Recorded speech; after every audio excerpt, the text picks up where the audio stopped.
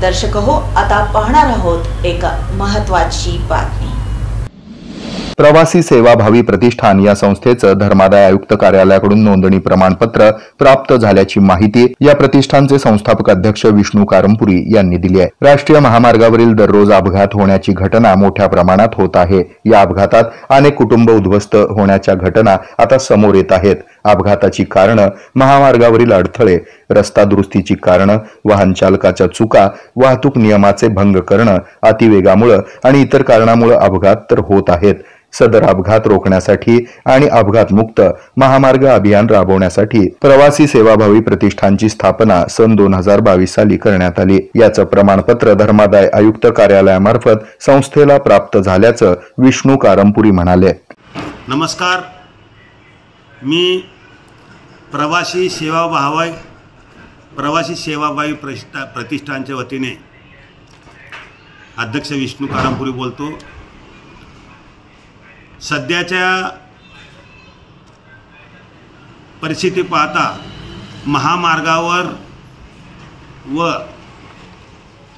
राष्ट्रीय महामार्ग, राज्य महामार्ग या रस्त्यावर मोठ्या प्रमाणात अपघात होताना दिसून येतात। या अपघातीमध्ये कुटुंब उद्ध्वस्त होण्याची परिस्थिती माहिती आपल्याला मिळते प्रसिद्धी माध्यमातून।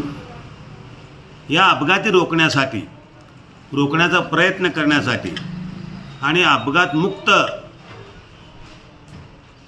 अभियान राबविण्याचा एक उद्देशानं दिनांक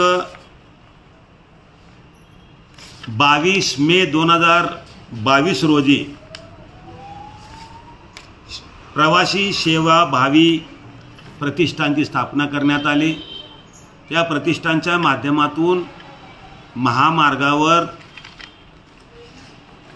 अपघात का होतात याचा शोध घेणे, प्रामुख्यानं वाहन चालकांचं हलगर्जीपणा किंवा वाहतुकी नियमाचं पालन न करणे, अतिवेगाने जाणे, महामार्गावरील मोठमोठ्या अडथळे निर्माण होणे, अचानकपणे काही रस्ता दुरुस्ती किंवा एखादा रस्त्याचं काम चालणे, असे अनेक प्रकार या ठिकाणी त्यामुळे होताना दिसून येतात। या अपघाती रोखण्यासाठी व अपघाती मुक्त अभियान राबविण्यासाठी आपण जी संस्था स्थापन केली त्या संस्थेच्या प्रवासी सेवाभावी प्रतिष्ठानची स्थापना 22 मे 2022 रोजी स्थापना केली। या संस्थेचं प्रमाणपत्र धर्मादाय आयुक्त कार्यालयाकडून नोंदणी प्रमाणपत्र प्राप्त झालेली आहे आणि खऱ्या कामाला आता सुरुवात होणार आणि आपल्या सोलापूरकडे येणाऱ्या जे महामार्ग आहेत तो विजापूर रोड, हैदराबाद रोड,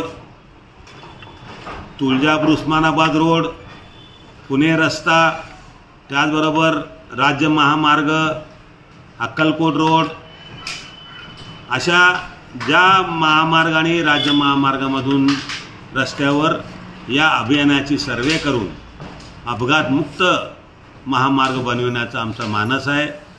या अभियानाला सुरुवात करण्यासाठी किंवा प्रयत्न करण्यासाठी किंवा आपण याची सेवाभावी करण्यासाठी, प्रवाशांना वाचविण्यासाठी आणि झालेल्या अपघातातून सुद्धा प्रवाशांना वाचविण्यासाठी, अपघात न होण्याचा प्रयत्न करण्यासाठी संस्थेची स्थापना केली।